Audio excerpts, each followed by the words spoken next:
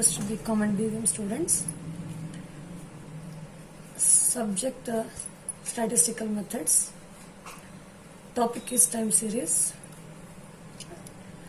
In the time series, we come across 4 components, and the 4 components are secular trend, otherwise trend, seasonal variation, cyclical variation, and irregular variation. The definition of time series is series of observations recorded at successive points of time regarding a phenomenon, that is time series. In the secular trend, we come across 4 methods. One is a graphical method, another one is semi-average method, moving average method, and least square method. In the semi-average method, we divide the given distribution into equal parts and calculate the average for both the parts. That is nothing but semi-average. Here we take one example.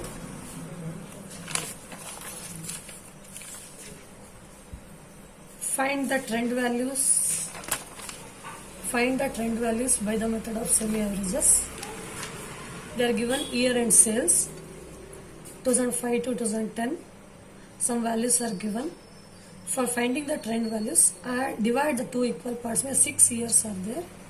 Divide into 2 equal parts, first 3 values and second 3 values. Add these 3 values, we get 330. We are adding 3 values divided by 3, we get 110. Similarly, 110 plus 120 plus 130 gives 360. Here also we add 3 values divided by 3, that gives 120. The hint is given in this para. First add the 3 values and divided by 3, that gives the trend value. And again other part having 3 values, add those 3 values divided by 3, that gives the trend values. Those values are trend values. If these points are plotted in the graph, we get a trend line in the graphical method also. Similarly, in the second problem, here 9 years are there, 2002 to 2010. Productions are given. If we divide 2 equal parts, we get first 4 in the first part and next 4 in the second part.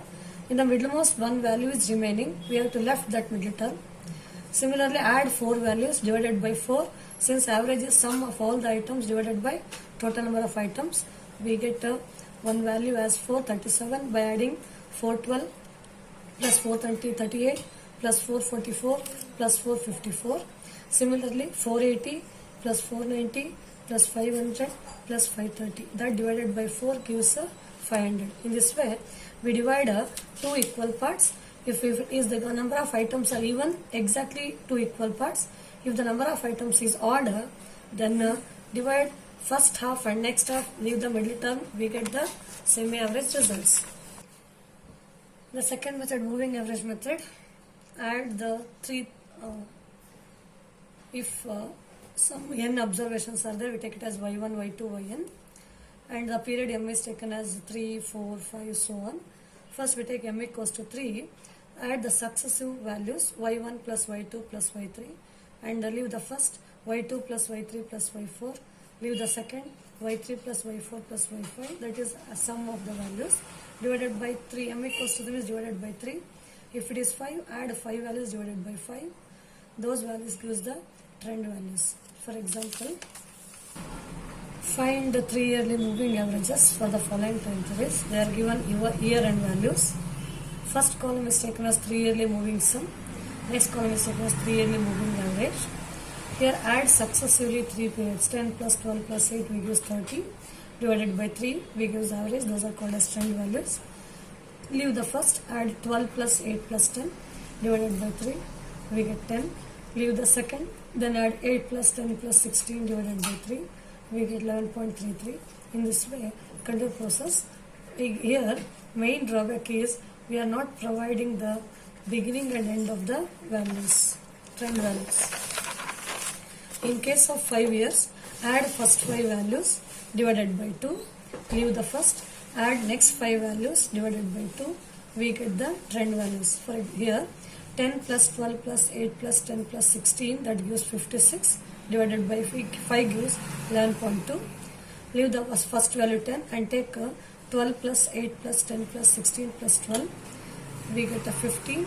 8 that divided by 5, that is 11.6. Leave the second 8 plus 10 plus 16 plus 12 plus 14 divided by 5, we get 12. And leave the 8. 10 plus 16 plus 12 plus 14 plus 10, we get divided by 5, 12.4. Then we get only 4 values. Stop the table. Those values gives the trend values. This is odd series. In case of even series, the given sum or average are not directly obtained for the given period. Therefore, we go through centering procedure, that is centered 4 yearly moving averages. Add first 4 values divided by 4. Put middlemost of the values में second and third, that is in between second and third position, that value is 10. Similarly, add 4 values divided by 4, we get the averages. Then for centering, add the averages and divided by 2, we get trend values. Here 4 moving averages, 10 plus 11.5 gives divided by 2 gives 10.75. That in between those two places it reaches the particular period as 1997, that is the given time period. Similarly, 11.5 plus 11.5 divided by 2 gives 11.5. 11.5 plus 13 divided by 2 gives 12.25. 13 plus 13 divided by 2 gives 13. In this way, we find the even series. Add these 4 values as in the 5 or 3 divided by 4. That right middlemost of the 4 values to 2.5, that is in between second and third. It is not in the proper particular period. Therefore, we go to centering. Averages are averaged by 2 gives the trend values that corresponds to the particular period. This is about the moving averages method. Next, third method, least squares method. In the moving average method, we have one drawback, that is it does not provide the terminal values, starting and ending values, and it cannot be used for forecasting the future values. For that purpose, we go through method of least squares. Here we come across only there are 3 equations are there: linear, quadratic and exponential. In your syllabus, only linear equations are there. The equation of a straight line is y equals to a plus bx.